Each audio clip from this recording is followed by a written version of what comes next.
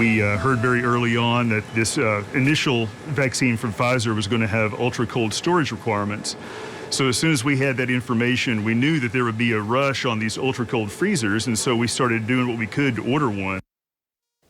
Oklahoma's Native American tribes play an important role in distributing the COVID-19 vaccine.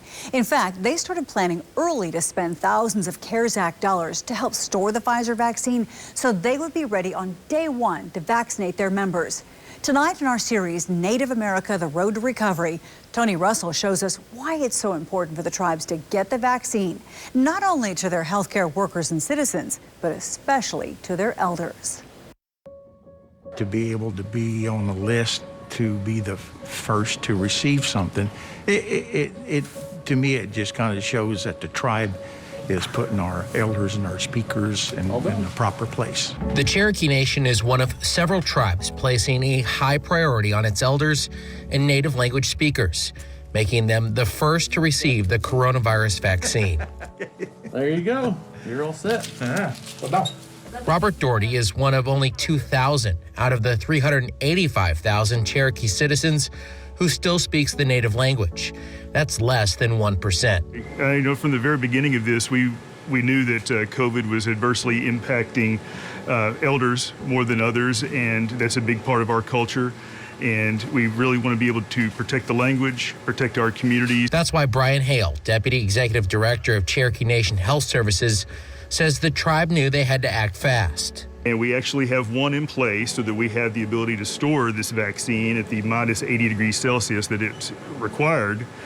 And we have additional freezers on the way. Thanks to CARES Act dollars, the Cherokee Nation already has one freezer and will soon have 4 more, 2 in Tahlequah, 1 each in Veneta, Muskogee, and Sallisaw.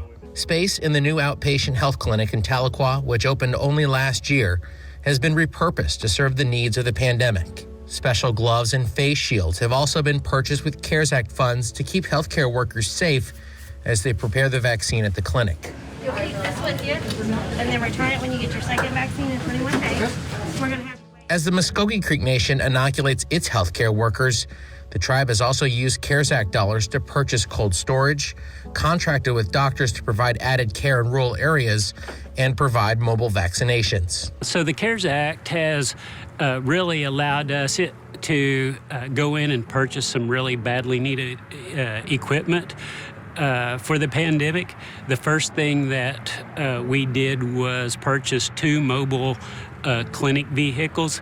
Mobile clinics that will serve 2 patients at a time, patients who can't travel for care. Muskogee Creek Nation Secretary of Health Sean Terry says the vaccine has given the tribe's frontline employees new hope at a time they really need it. Spoke to a girl yesterday that lost her mother and her father and an uncle, all with this virus. If you speak to my employees here, every single person knows somebody that's died. All of Oklahoma's tribes have felt the impact of the pandemic, with each moving America down the road to recovery in unique ways. The Citizen Potawatomi tribe is helping with the vaccine rollout by making sure there's enough cold storage. They're going to actually make dry ice to go along with that. So that in itself is going to be really good for us because we plan to turn that into a business. A literal shot in the arm for Native Americans who are determined to take care of their healthcare workers. Oh, that's not bad at all. Oh, good. There is no sting. All done.